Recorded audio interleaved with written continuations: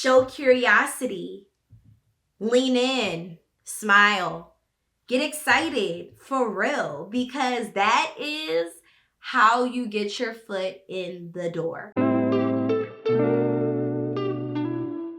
Welcome back to Letters to 30.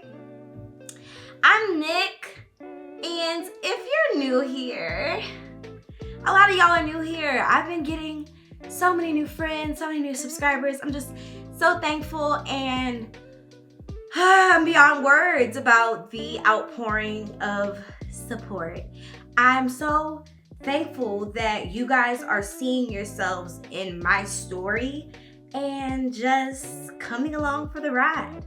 So just know it's not about me, it's about y'all and these tips. So let's get into it. I'm so excited about this one, specifically because I just feel like I lean into this, and this is my biggest passion. It's about how to find your passion and turn it into your career. How many of y'all have friends, or y'all-selves that are watching this are still kind of thinking about what you really want, or what you really like, or what you really want to do? And this one is more career focused, but like it is a spectrum across the board of hobbies and friends and all the things. So we're gonna get into that and all of those buckets on this channel, but this one specifically is career leaning.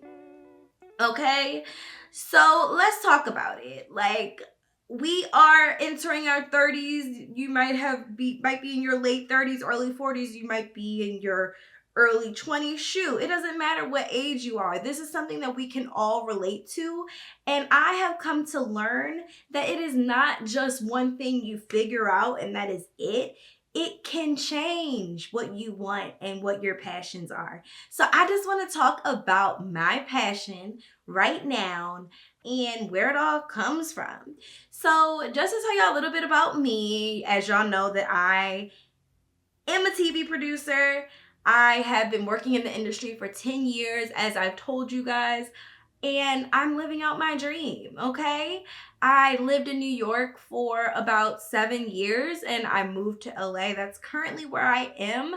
I am a storyteller at heart. So let's start with at heart, right? So if you had to say I am a blank at heart, fill it in.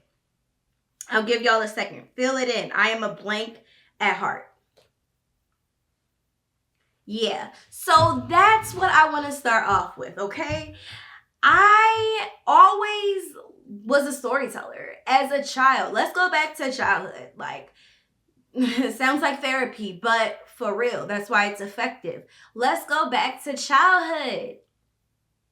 And let's think about what you loved as a kid. And if you don't know, if you don't remember, ask someone who knew you as a child. What were you like as a child? Tell me what I was like as a child. Let me tell y'all a little bit about me as a child. I would write letters to my grandmother. God knew, letters to 30. I would write stories and notes and letters to my grandmother, just saying what was good, just telling her about people in our family, what they had going on, what they cooked for dinner, just sharing people's stories. I did that as a kid. I loved to write. If you asked me what my favorite subject was, it was English, not math. And those things are just important.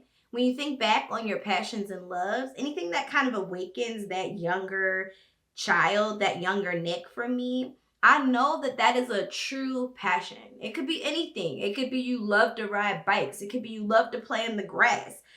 You can translate whatever that is into a career that at least you have some sort of interest in, okay? And I don't know where you are in your career, where you are in school potentially, but we all have those moments where we just sit back and think, what do I like now? And these are just tips and tools to kind of revisit it, okay? So I want to move on from that. For me, it was something that found me. I'm very fortunate that storytelling was something that found me. Journalism. In elementary school, literally, I did the morning announcements. It was an on-camera experience where they had us do the read this. My God, why am I blanking? Why am I blanking again? Where they had me read the Pledge of Allegiance. The Pledge of Allegiance. They had me read the Pledge of Allegiance. I had to do the weather. Then in middle school, it was a magnet school, so I had to choose a magnet, which I chose mass communications. And for y'all know who knew me then, y'all knew the passion that I had for it then. But it was a true anchor set in middle school. We literally learned every step of the journalism, broadcast journalism process, from directing, from camera operating, from all the things, from being on camera to touching the keyboards in the control room, all the things. And then in high school, it was a magnet school again, and I chose mass communication. So I am grateful, very much grateful, that those opportunities were in front of me in every stage of my life, right? It was almost like I had no other choice, but I loved it. I learned quickly in college what I wanted to do with that, from starting off thinking I wanted to be on air to quickly learning that behind the scenes as a producer was much better for me. So yeah, that is my story. But let's talk about what really matters here, right?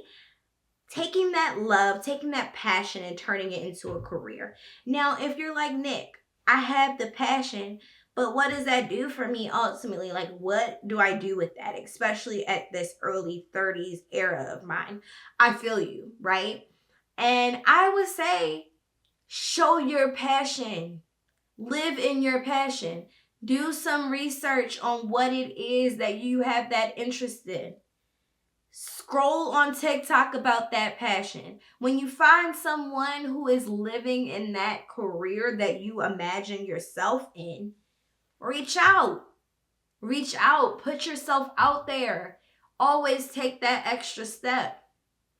If your resume looks good and you have a passion and an interest, even if your resume doesn't look good as far as experiences, I just mean visually, I just mean grammar and, stylistically, that looks good, then you just take that passion that you have and start doing what you can at the level that you are right now with that passion, okay? So not everyone, owns a construction company, right? If they have a love for handiwork. But there are people who are doing home projects and building things for their home and sharing them with friends and family and with loved ones. And that's how they're getting that exposure, just from doing what they can where they are right now. So I would say that is my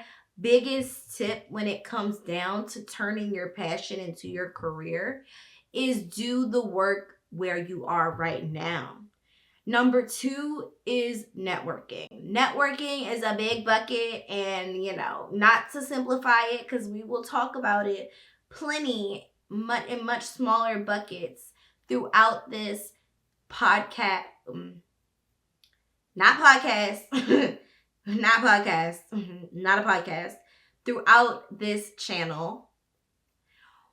But, networking is important because, as they say, it's about who you know. And look, the cliches, I'm going to say it every episode.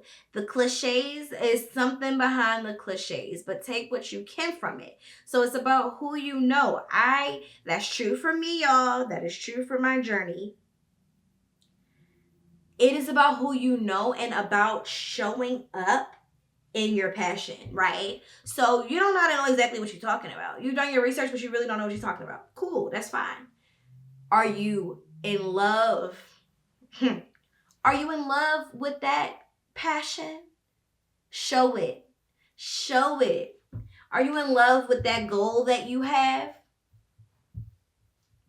Explain the goals that you have. Show curiosity. Lean in. Smile. Get excited for real, because that is how you get your foot in the door. So really, it's a mix of those two things, and I am not trying to keep y'all, but that's really what it comes down to.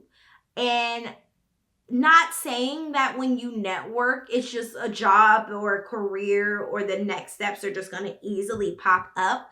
But once you stay committed and driven and just focused on doing the work where you are right now, it all comes to you. Someone is always watching, and I take that so seriously. I'll just wrap up this video by saying, like, I have other tips and tricks when it comes down to just thriving in where you are and really captivating people's attention by living in your passion. I'll share more tips, but really it just comes down to enjoying life, like not putting too much pressure on the process, right? And you know, that all of those steps does not guarantee a job. It doesn't, but it guarantees that you are becoming closer to living authentically in who you are, and the right path will always pop up for you once you're doing that. And I'm a true believer of that. So I can't wait to talk more about this topic. Please comment if you've gotten to this point in the video. Like, please comment below what your passion is and what help that you need to take it to that next level, because I would love to dive into this topic if you guys are interested. Clearly, I'm excited. Like I told you, when someone's passionate, you feel it. So take that with y'all. Whenever, wherever you're watching this, I love y'all. Like, for real. Like, comment, and subscribe if I didn't say that already. And I'm just so grateful. This is my type of content right here. So I hope y'all enjoyed it. And I will talk to y'all soon. Bye-bye.